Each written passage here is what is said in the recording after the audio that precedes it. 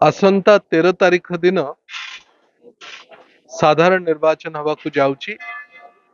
बिजू जनता दल तरफ मु ब्रह्मपुर लोकसभा प्रार्थी भाव में चयन करा जाइछि। मते आज माँ तारा तारिणी पाखकू आज तांकर पीठ को आसी माँ आशीर्वाद नबा पाई।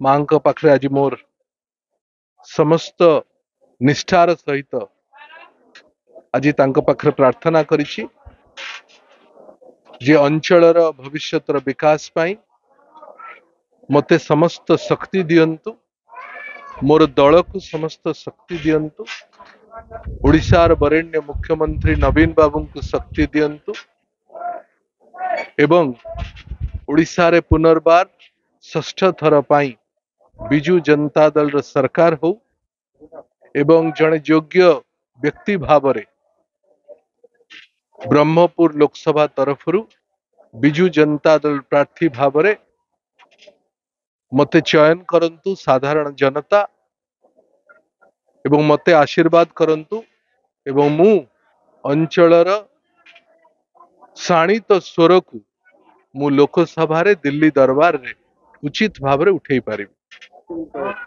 आज आज प्रचार आरंभ करा जिवो कि कहि परिबा कि काइना मांगर दर्शन परे प्रचार मैदान बोली। हाँ, प्रचार आज ठारू आरंभ। मु आज पारला खेमुंडी जाउची। पारला खेमुंडी ठारू आज प्रचार आरंभ होउची एवं ए प्रचार आसंता मास 11 तारीख पर्यंत चलिबो। 7टी जाक विधानसभा रे साधारण लोकों पाखक पहुंचीबार गोटे चेष्टा आम समस्तंक रहिबो। लोकों पाखक जाई भोट भिक्षा करिबा एकमात्र लक्ष्य।